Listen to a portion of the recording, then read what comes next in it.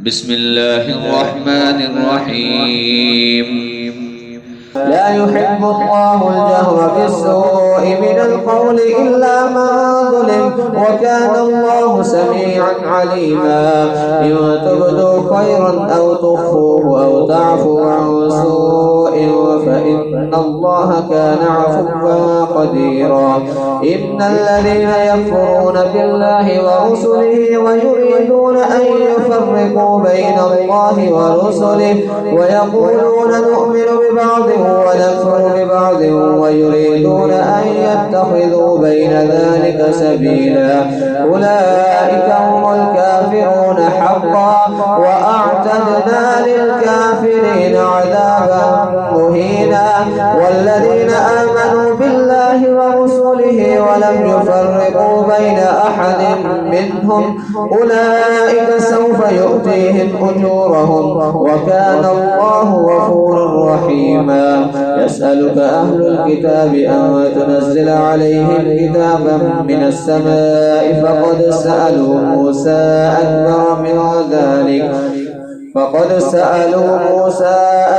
من ذلك فقالوا أرنا الله جهرة فأخذتهم الصاعقة بظلمهم ثم اتخذوا العجل من بعد ما جاءتهم البينات فعفونا عن ذلك وآتينا موسى سلطانا مبينا. ورفعنا فوقهم الطور بميثاقهم وقلنا لهم ادخلوا الباب سجدا وقلنا لهم لا تعدوا في السبت وأخذنا منهم ميثاقا غليظا. فبما نقضهم ميثاقهم وكفرهم بآيات الله وقتلهم الأنبياء بغير حق وقولهم قلوبنا غلف بل طبع الله عليها بكفرهم فلا يؤمنون إلا قليلا. وبكفرهم وقولهم على مريم بهتانا عظيما،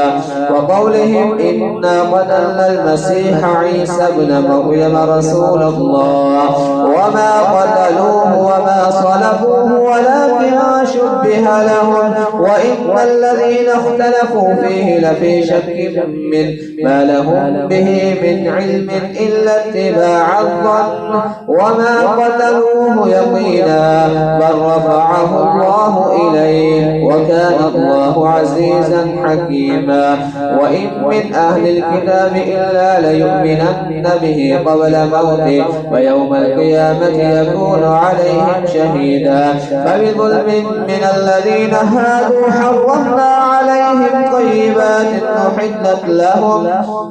أحلت لهم وبصدهم عن سبيل الله كثيرا وأخذهم الربا وقد نهوا عنه وأكلهم أموال الناس بالباطل وأعتدنا للكافرين منهم عذابا أليما. لكن الراسخون في العلم منهم والمؤمنون يؤمنون بما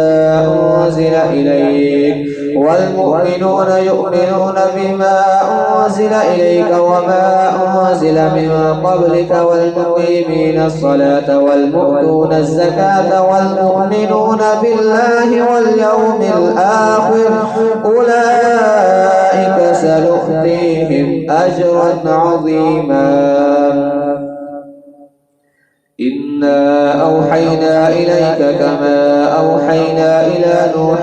والنبيين من بعده وأوحينا إلى إبراهيم وإسماعيل وإسحاق ويعقوب والأسباط وعيسى وأيوب ويونس وهارون وسليمان وآتينا داود زبورا ورسلا قد قصصناهم عليك من قبل ورسلا لم نقصصهم عليك وكلم الله موسى تكليما. رسلا مبشرين ومنذرين لئلا يكون للناس على الله حجة بعد الرسل وكان الله عزيزا حكيما. لكن الله يشهد بما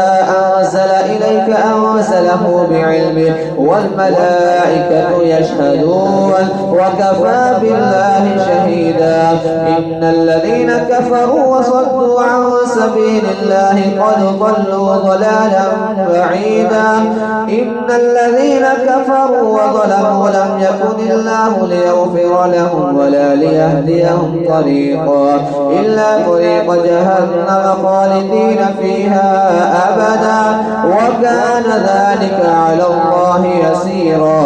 يا أيها الناس قد جاءكم الرسول بالحق من ربكم فآمنوا خيرا لكم وإن تكفروا فإن لله ما في السماوات والأرض وكان الله عليما حكيما. يا أهل الكتاب لا تغلوا في دينكم ولا تقولوا على الله إلا الحق إنما المسيح عيسى بن مريم رسول الله وكلمته ألقاها إلى مريم وروح منه فآمنوا بالله ورسله ولا تقولوا ثلاثة انتهوا خيرا لكم إنما الله إله واحد سبحانه أن يكون له ولد له ما في السماوات وما في الأرض وكفى بالله وكيلا. لن يستنكف المسيح أن يكون عبدا لله ولا الملائكة المقربون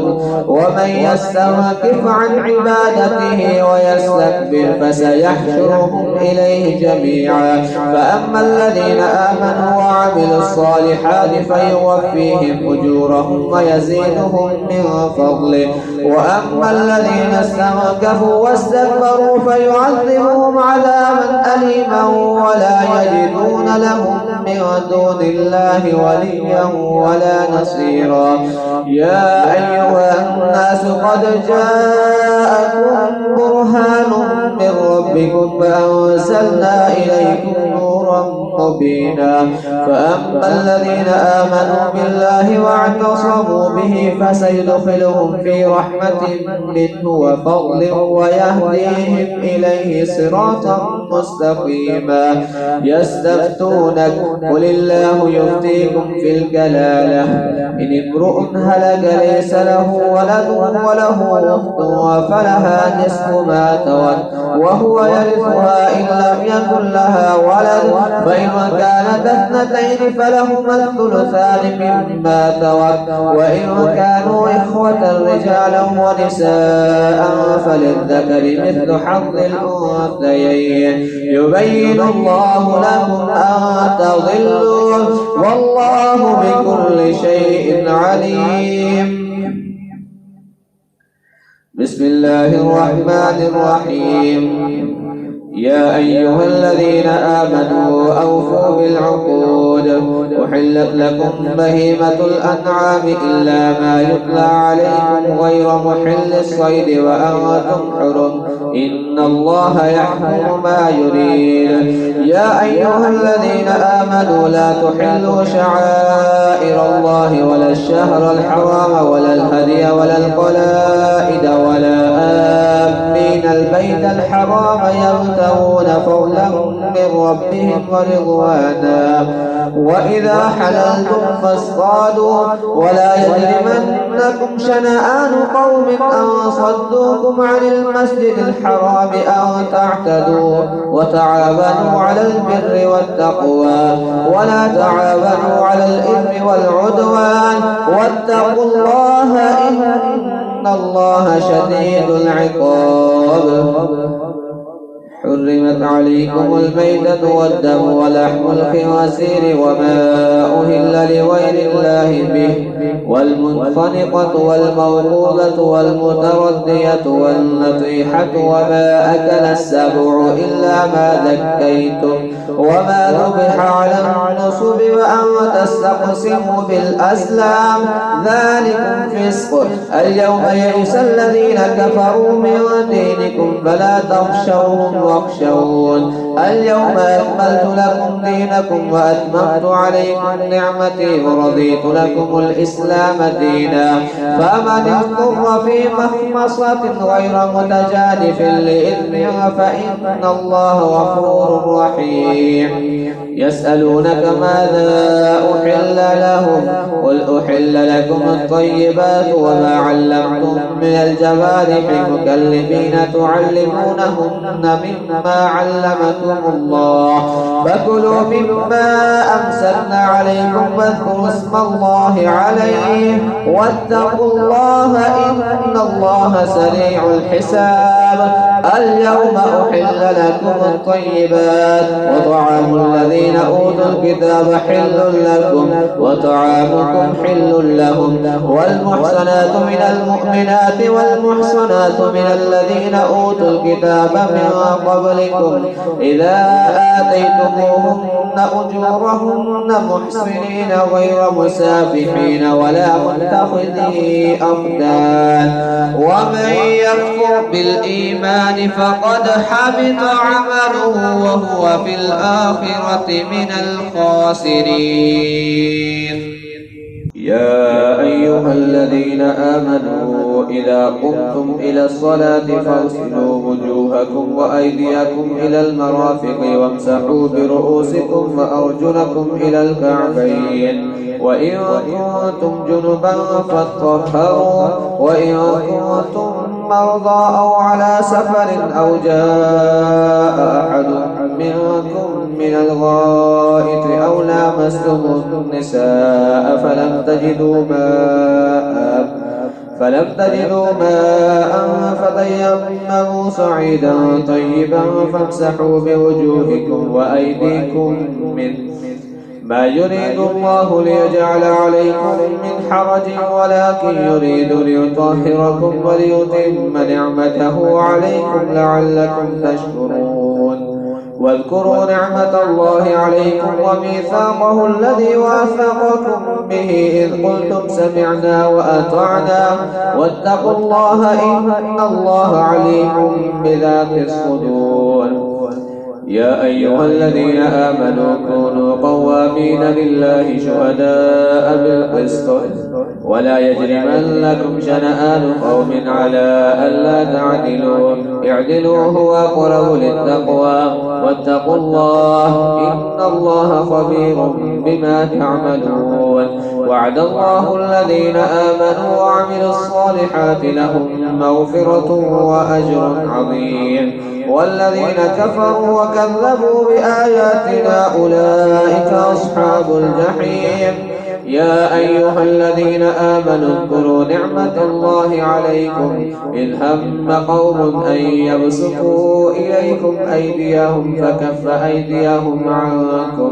واتقوا الله وعلى الله فليتوكل المؤمنون. ولقد أخذ الله ميثاق بني إسرائيل وبعثنا منهم 12 نقيبا وقال الله إني معكم لئن أقمتم الصلاة وآتيتم الزكاة وآمنتم برسلي وعزرتموهم وأقرضتم الله قرضا حسنا لأكفرن عنكم سيئاتكم ولأدخلنكم جنات تجري من تحتها الأنهار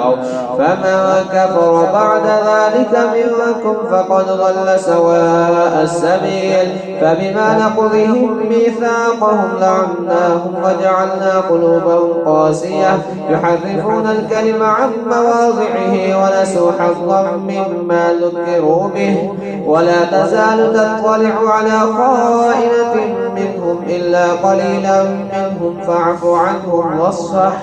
إن الله يحب المحسنين. ومن الذين قالوا إنا نصارى أخذنا ميثاقهم فنسوا حظا مما ذكروا به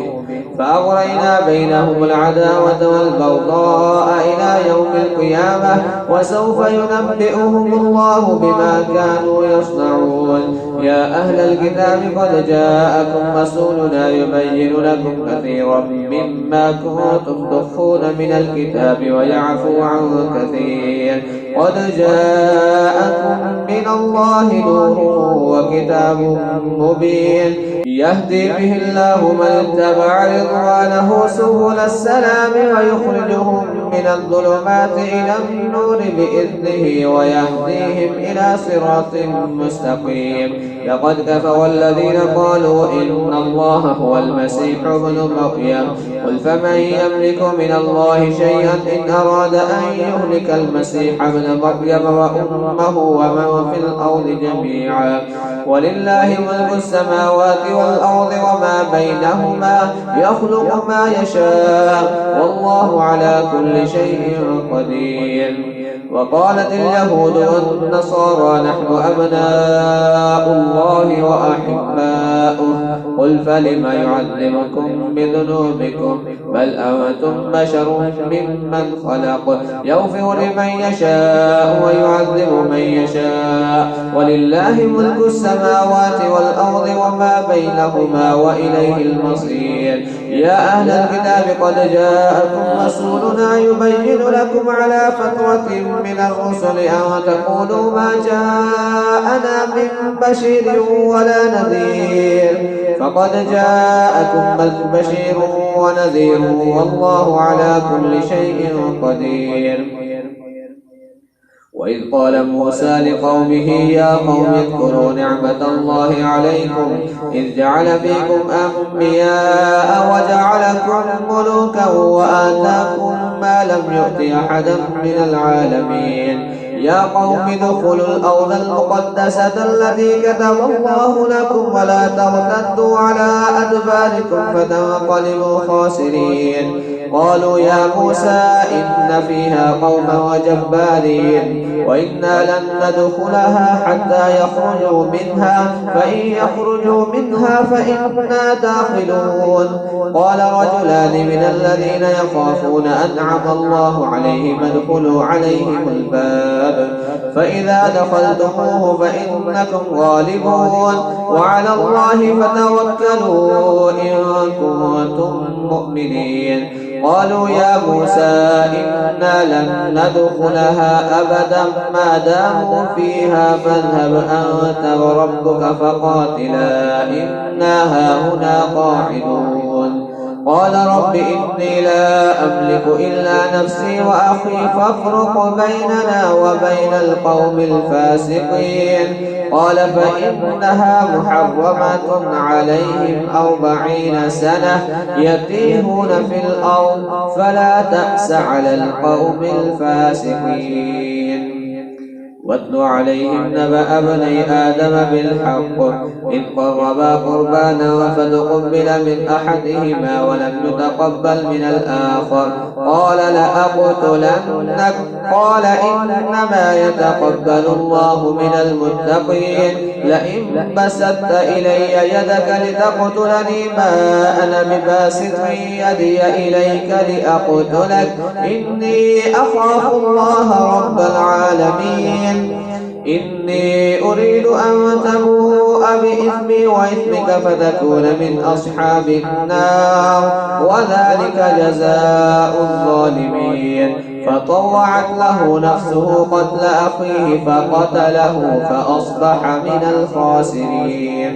فبعث الله غرابا يبحث في الأرض ليريه كيف يواري سوءة أخيه قال يا ويلتى أعجزت أن أكون مثل هذا الغراب فأواري سوءة أخي فأصبح من النادمين. من أجل ذلك كتبنا على بني إسرائيل أنه من قتل نفسا بغير نفس أو فساد في الأرض فكأنما قتل الناس جميعا ومن أحياها فكأنما أحيا الناس جميعا. ولقد جاءتهم رسلنا بالبينات ثم إن كثيرا منهم بعد ذلك في الأرض لمسرفون. إنما جزاء الذين يحاربون الله ورسوله ويسعون في الأرض فسادا أن يقتلوا أن يقتلوا أو يصلبوا أو تقطع أيديهم وأرجلهم من خلاف أو ينفوا من الأرض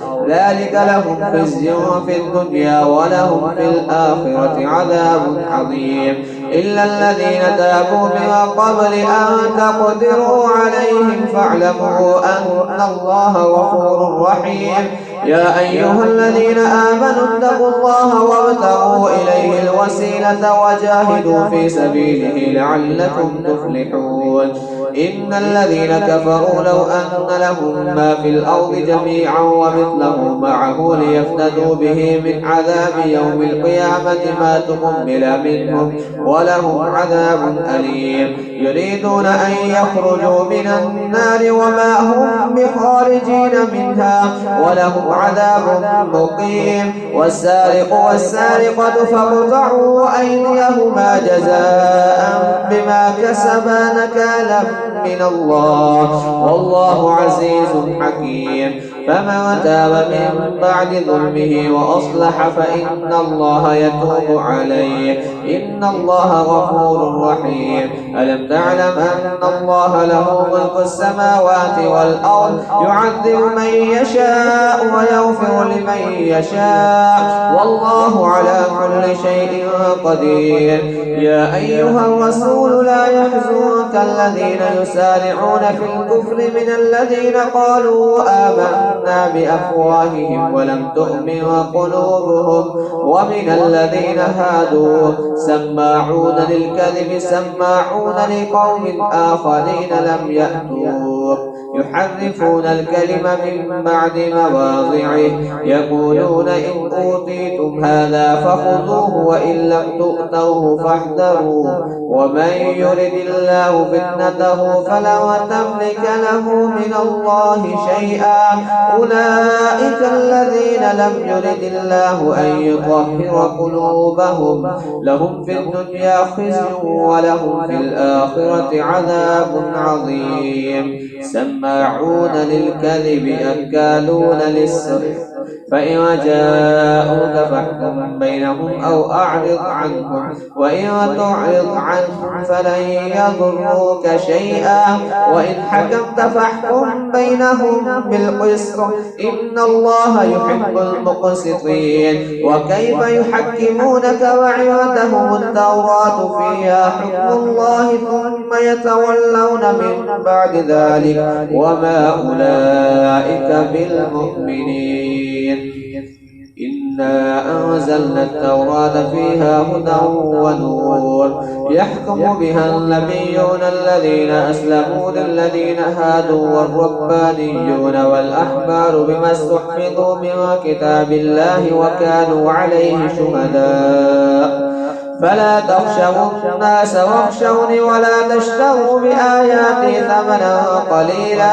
ومن لم يحكم بما أنزل الله فأولئك هم الكافرون وكتبنا عليهم فيها أن النفس بالنفس والعين بالعين والأنف بالأنف والأذن بالأذن والسن بالسن والجروح قصاص فمن تصدق به فهو كفارة له ومن لم يحكم بما أنزل الله فأولئك هم الظالمون وقفينا على آثارهم بعيسى ابن مريم مصدقا لما بين يديه من التوراة وآتيناه الإنجيل فيه هدى ونور ومصدقا لما بين يديه من التوراة وهدى وموعظة للمتقين وليحكم أهل الإنجيل بما أنزل الله فيه ومن لم يحكم بما أنزل الله فأولئك هم الفاسقون وأنزلنا إليك الكتاب بالحق مصدقا لما بين يديه من الكتاب ومهيمنا عليه فاحكم بينهم بما أنزل الله ولا تتبع أهواءهم عما جاءك من الحق لكل جعلنا منكم شرعة ومنهاجا ولو شاء الله لجعلكم أمة واحدة ولكن ليبلوكم فيما آتاكم فاستبقوا الخيرات إلى الله مرجعكم جميعا فينبئكم بما كنتم فيه تختلفون وأن احكم بينهم بما أنزل الله ولا تتبع أهواءهم واحذرهم أن يفتنوك عن بعض ما أنزل الله إليك فإن تولوا فاعلم أنما يريد الله أن يصيبهم ببعض ذنوبهم وإن كثيرا من الناس لفاسقون أفحكم الجاهلية يبغون ومن أحسن من الله حكما لقوم يوقنون. يا أيها الذين آمنوا لا تتخذوا اليهود والنصارى أولياء بعضهم أولياء بعض ومن يتولهم منكم فإنه منهم إن الله لا يهدي القوم الظالمين. فترى الذين في قلوبهم مرض يسارعون فيهم يقولون نخشى أن تصيبنا دائرة فعسى الله أن يأتي بالفتح أو أمر من عنده فيصبحوا على ما أسروا في أنفسهم نادمين. ويقول الذين آمنوا أهؤلاء الذين أقسموا بالله جهد أيمانهم إنهم لمعكم حبطت أعمالهم فأصبحوا خاسرين. يا أيها الذين آمنوا من يرتد منكم عن دينه فسوف يأتي الله بقوم يحبهم ويحبونه أذلة على المؤمنين أعزة على الكافرين يجاهدون في سبيل الله ولا يخافون لومة لائم ذلك فضل الله يؤتيه من يشاء والله واسع عليم. إنما وليكم الله ورسوله والذين آمنوا الذين يقيمون الصلاة ويؤتون الزكاة وهم راكعون. ومن يتول الله ورسوله والذين آمنوا فإن حزب الله هم الغالبون.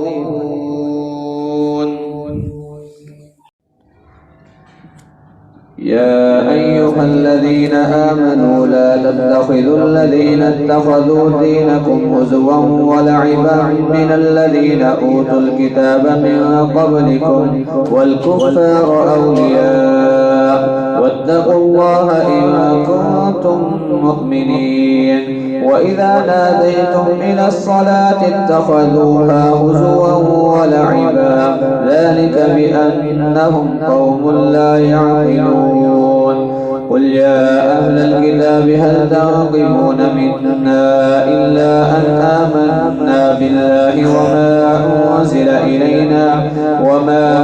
أنزل من قبل وأن أكثركم فاسقون. قل هل أنبئكم بشر من ذلك مثوبة عند الله من لعنه الله وغضب عليه وجعل منهم القردة والخنازير وعبد الطاغوت أولئك شر مكانا وأضل عن سواء السبيل. وإذا جاءوكم قالوا آمنا وقد دخلوا بالكفر وهم قد خرجوا به والله أعلم بما كانوا يكتمون. وترى كثيرا منهم يسارعون في الإثم والعدوان وأكلهم السحت لبئس ما كانوا يعملون. لولا ينهاهم الربانيون والأحبار عن قولهم الإثم وأكلهم السحت لبئس ما كانوا يصنعون. وقالت اليهود يد الله مغلولة غلت أيديهم ولعنوا بما قالوا بل يداه مبسوطتان ينفق كيف يشاء وليزيدن كثيرا منهم ما أنزل إليك من ربك طغيانا وكفرا وألقينا بينهم العداوة والبغضاء إلى يوم القيامة كلما أوقدوا نارا للحرب أطفأها الله ويسعون في الأرض فسادا والله لا يحب المفسدين ولو أن أهل الكتاب آمنوا واتقوا لكفرنا عنهم سيئاتهم ولأدخلناهم جنات النعيم ولو أنهم أقاموا التوراة والإنجيل وما أنزل إليهم من ربهم لأكلوا من فوقهم ومن تحت أرجلهم منهم أمة مقتصدة وكثير منهم ساء ما يعملون يا أيها الرسول بلغ ما أنزل إليك من ربك وإن لم تفعل فما بلغت رسالته والله يعصمك من الناس إن الله لا يهدي القوم الكافرين قل يا أهل الكتاب لستم على شيء حتى تقيموا التوراة والإنجيل وما أنزل إليكم من ربكم وليزيدن كثيرا منهم ما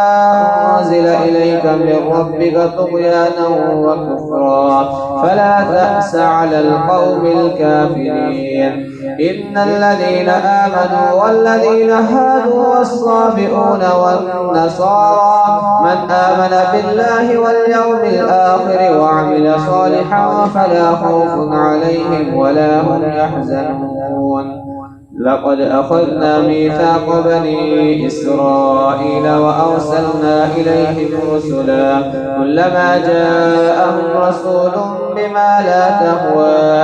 أنفسهم فريقا كذبوا وفريقا يقتلون وحسبوا ألا تكون فتنة فعموا وصموا ثم تاب الله عليهم ثم عموا وصموا كثير منهم والله بصير بما يعملون لقد كفر الذين قالوا إن الله هو المسيح ابن مريم وقال المسيح يا بني إسرائيل اعبدوا الله ربي وربكم إنه من يشرك بالله فقد حرم الله عليه الجنة ومأواه النار وما للظالمين من أنصار لقد كفر الذين قالوا إن الله ثالث ثلاثة وما من إله إلا إله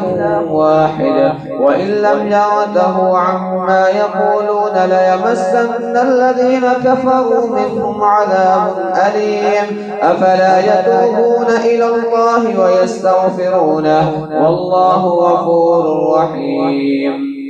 ما المسيح ابن مريم إلا رسول قد خلت من قبله الرسل وأمه صديقة كانا يأكلان الطعام انظر كيف نبين لهم الآيات ثم انظر أنا يؤفكون قل أتعبدون من دون الله ما لا يملك لكم ضرا ولا نفعا والله هو السميع العليم قل يا أهل الكتاب لا تغلوا في دينكم غير الحق ولا تتبعوا أهواء قوم وقد ضلوا من قبل وأضلوا كثيرا وضلوا عن سواء السبيل لعن الذين كفروا من بني إسرائيل على لسان داود وعيسى بن مريم ذلك بما عصوا وكانوا يعتدون كانوا لا يتناهون عن